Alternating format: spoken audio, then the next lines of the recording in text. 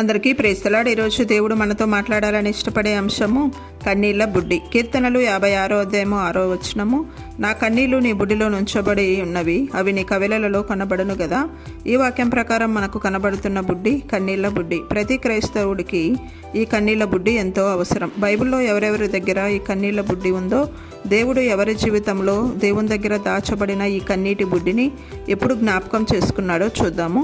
2వ రాజుల గ్రంథము 20వ అధ్యాయం 3వ వచనము. హిజ్కియా కన్నీళ్లు విడిచుచు యెహోవాను ప్రార్థించెను. 5వ వచనం. యెహోవా నీకు సెలవిచ్చినదేమనగా, నీవు కన్నీళ్లు విడుచుట చూచితిని, నీ ప్రార్థన నేను అంగీకరించి ఉన్నాను. హిజ్కియా రాజుకు మరణకరమైన రోగం కలిగినప్పుడు కన్నీటితో ప్రార్థించగా దేవుడు ఆ కన్నీటిని బుడ్డిలో దాచి ఉంచి వాటిని జ్ఞాపకం చేసుకొని దేవుడు స్వస్థపరిచాడు. ఈ కన్నీళ్ల బుడ్డి వ్యాధిని స్వస్థపరిచింది.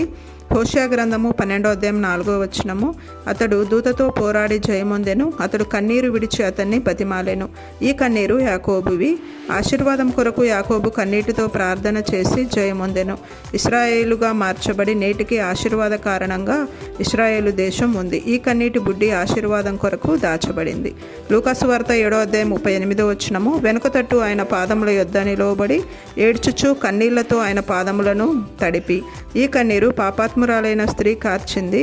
ఈమె కన్నీటిని దేవుడు జ్ఞాపకం చేసుకొని ఆమె యొక్క విస్తారమైన పాపములను దేవుడు క్షమించాడు. యోహాను సువార్త 11వ అధ్యాయం 35వ వచనం. యేసు కన్నీళ్లు విడిచెను. చనిపోయిన లాజరు విషయమైన యేసుప్రభు వారు కన్నీరు విడిచారు. లాజరును మృతులలో నుండి లేపాడు. చూశాం కదా. మన జీవితంలో మనకు అవసరమైన కన్నీటి బుడ్లను కొన్ని చూసాము. మొదటిది, వ్యాధిలో ఉన్నవారు కన్నీటితో ప్రార్థన చేయాలని. రెండవది, ఆశీర్వాదం లేని వారు ఆశీర్వాదం కొరకు కన్నీరు కార్చాలని. మూడవది, పాపాలు క్షమించబడని వారు పాప క్షమాపణ కొరకు కన్నీరు కార్చాలని. పాపముల చేత అపరాధముల చేత చచ్చిన వారి కొరకు రక్షింపబడిన మనము కన్నీరు కార్చాలని నేర్చుకున్నాము. ఇదే ఈ కన్నీటి బుడ్డి మనకు నేర్పించే పాఠము. Praise the lord.